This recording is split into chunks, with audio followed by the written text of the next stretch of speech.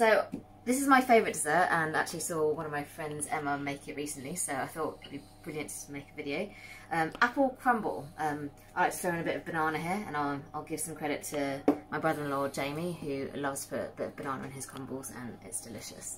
So we're just going to keep it really simple. This is one of Joe's recipes actually, so we've just got some chopped up apples. So I'm just going to put them in the actual dish that we're going to bake in. And we've just got really a small pinch of thyme. Like, you don't want to taste the thyme, but you want to lift the apple flavour.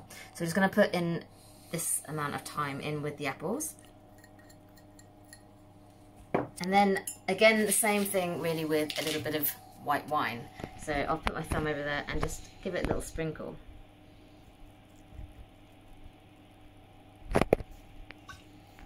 Right.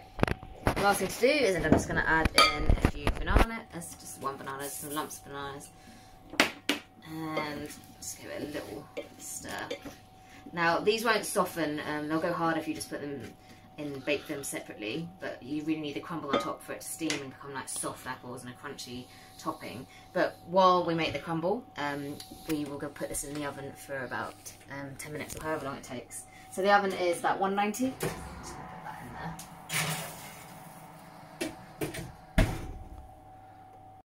So traditionally, I think a lot of recipes will tell you to cube up your butter and like really rub it in with the flour and the sugar to make like a crumb type texture. Joe actually taught me a very quick way of making a crumble, and it gives that just the same effect, but it's a lot quicker. So I've got 150 grams of butter, 175 grams of flour mixed in with 150 grams of sugar, and then I've got some oats here as well, so I've got about 25 grams of oats. So I'm just going to put in the butter here. Now just let that melt. And you don't really need to wait for it to be fully melted. I'm just going to chuck in all of the flour and the sugar mixed together. I just gently mix that together. It doesn't really need to be fully combined. And the oats. So the butter will melt underneath it.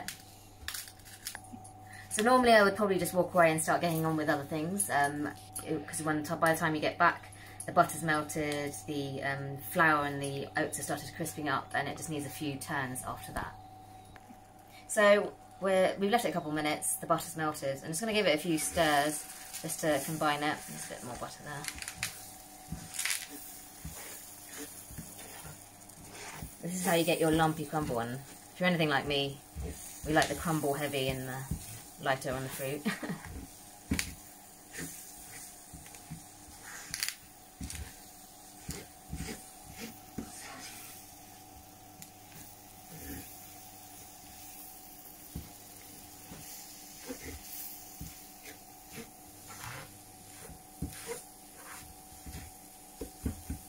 Cool, so I'm just going to leave it there and just let it toast on the underside, and you'll be able to smell it toast, and by that point you just give it one more turn and then it's ready to go on top of our apples. So it's starting to smell toasty, so I'm just going to get a spatula and just like get under there and just flip it. Now it doesn't have to be perfect, it's all crumble, so you can just see how it's like nicely browning up. And there you go, just get some in the middle.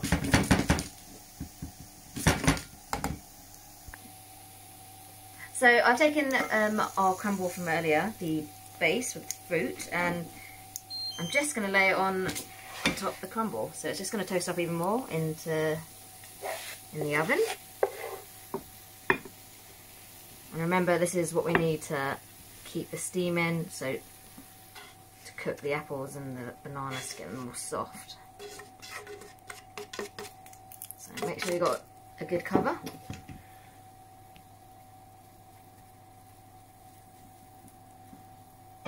And we will pop that in the oven for around half an hour, and by then it should be nice and crispy and very soft underneath. So I'm just going to hand over to Joe to make us some fresh custards. So you can ditch those ambrosia pots and cans, and he's going to show us how it's done. So we've got around 300 millilitres of cream in here, or 300 grams if you want to weigh it. In here I've got 2 egg yolks, 40 grams of sugar. I've got some vanilla essence for this one. If you've got vanilla bean, great, it's better. We just have some of this in our cupboard, so I'm going to go ahead with using our vanilla essence. Use natural. The artificial ones really don't taste anything like it. So a glug of vanilla essence, 300 mils of cream. I'm using a double cream here for a nice rich custard. You're also going to need a slug of brandy. Again, the difference between a custard and a brandy custard is incomparable. That like sort of little cap of brandy you put in there will really set that whole thing off. So just mix together your sugar and your egg yolk. I don't do any more than that. I'm just trying to combine it. I don't really want to put any air in it because it can come out in your custard and make bubbles. This is going to be really just very quick, very tasty custard mix. It's going to start to simmer. That's to simmer. That's ready to combine with your egg yolk.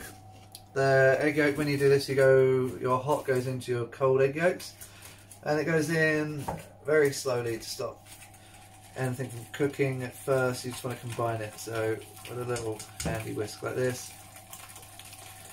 This wise, you really can just do these things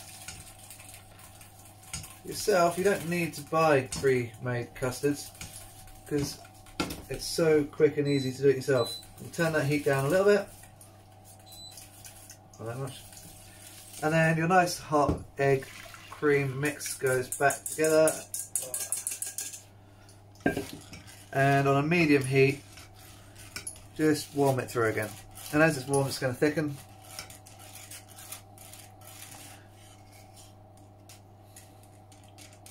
Just try not to let it boil or stick at the bottom, especially look around the edges.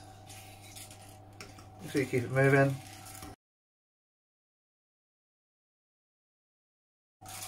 It's only been a minute or not even two, I don't think, and I can see it starting to thicken a little. Again, it's not on a very high heat. I'm just trying to bring it through gently. See, it's starting to thicken as I slosh it around. Feel it thickening with the little mini whisk here. And a good test I find for custard is when you spin it, normally a liquid would carry on spinning, and if you stop and it stops almost immediately, even a couple of bubbles there, then that's a custard. Like it won't spin like a liquid. You can turn it as hard as you like, and you take it out and it stops almost immediately. That's about set. I'm now going to take my brandy. It's also with things like alcohols and creams. They have a tendency to split if you heat them once the alcohol's in. So thicken it, take it off the heat, put the brandy in, just like half a cap, and that gives a nice little brandy kick. And so there you've got a vanilla brandy custard, and that's just ready in a couple of minutes. That's really quite easy to do. So we've taken our crumble out of the oven and it's all nice and crispy and brown on top. It actually took, I think our oven's a little bit hotter, but it took a little less time than half an hour. And we've got the fresh custard here, so all's left to do is to serve up. So take a nice little spoonful. Ooh, lovely fresh steamed apples. And just put the custard. There we go. Fresh apple crumble with freshly made custard. Brandy custard, no less.